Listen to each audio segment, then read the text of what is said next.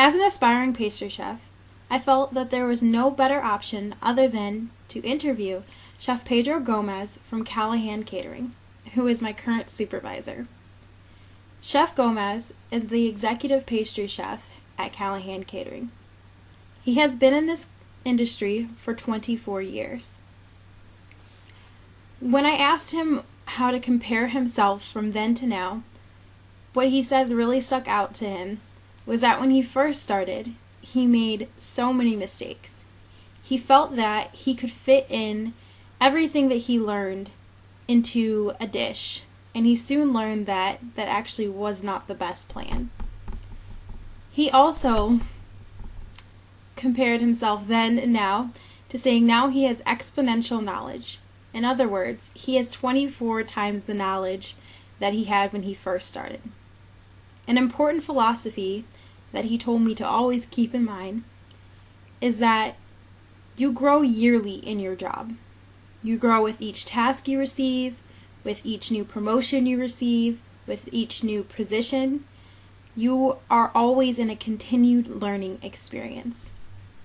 And he also told me that it is important to understand that anyone can teach you something, even if that person is below you in the field. They can teach you something that you never even expected. In fact, some of the greatest desserts have been made by mistake by master chef assistants.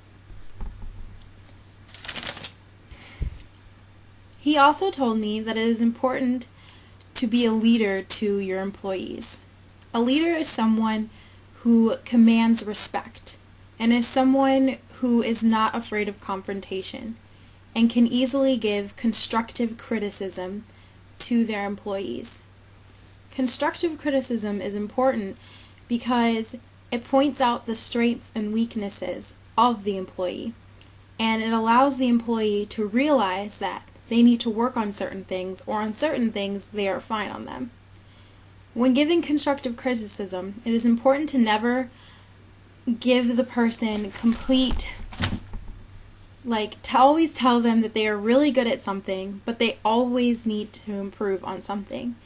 This keeps them grounded and keeps them from getting, cocky. He also told me that when he first started out, it was way different. His managing experiences when he first started out were way different from the way he manages me today. For instance, when he was trained, he trained 3 weeks and 2 days alone, without any supervision or any guidance. Me, he's always in the kitchen watching me, being attentive, telling me what I need to improve on, what I'm doing well. He said that he really tried to stray away when he was managing me from what he was managed as a sink or swim. In other words, he had to learn on his own, solve his own problems continuously, and was never given any guidance. Concerning decision making, the hardest decision he said he ever had to make was to fire 2 people that was working for him. It was during the time when the economy was really bad, and he was no longer allowed to keep them on. It was really difficult for him because he knew their personal situations and he knew that they needed a job. He wanted me to really know that these are the kinds of things that managers have to do. They have to be wise and know what's going on, and they have to know if they can even keep on the people that they have. When I asked him about stress and how he copes with it, his initial response was that he dances and just lets all of the stress go. Then when he got more serious, he told me that stress comes with being unorganized. It's when you can't get your employees to work together as a team. And it is important to always have your employees work together as a team, because that's how you become more efficient, and that's how, as a manager, you can let it go a little bit more, because you trust that your employees are working together and working efficiently towards the common goal. Another way that he deals with stress is that he understands and he feels that you have to have your heart in everything that you do. If you do not have your heart in this career, then you cannot continue on. There's no point in being in the career if you do not have your heart in what you're doing.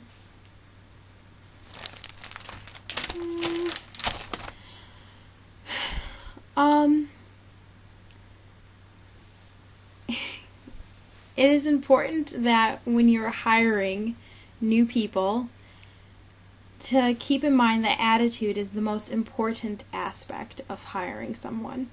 It is important to know whether or not their attitude can fit well with the team. In other words, when he was interviewing me, for example, he really tried to make sure that my attitude when I messed up on something or I did not know how to do anything, I did not get discouraged. He wanted to see how I worked through my problems. And he said it's always important to see when you're interviewing someone initially if they are actually willing to continue on in this field or if they're willing to just pass by. He wants to see that someone is willing to excel. He feels that that is extremely important, to see that someone is willing to excel, or else he does not feel like they deserve any of his time. As a manager, he greatly enjoys his job. In fact, he loves it, and there are a few things that he dislikes about it. Because he wants to be a part of helping someone move forward in this career, and he wants to be a part of teaching someone to how to become better. He feels like that is the job of a manager and that is the job of a supervisor, to encourage their employees to move further in their career and encourage them to become better. He also made it clear to me that managers, their job is to be attentive, encouraging, and to be great leaders.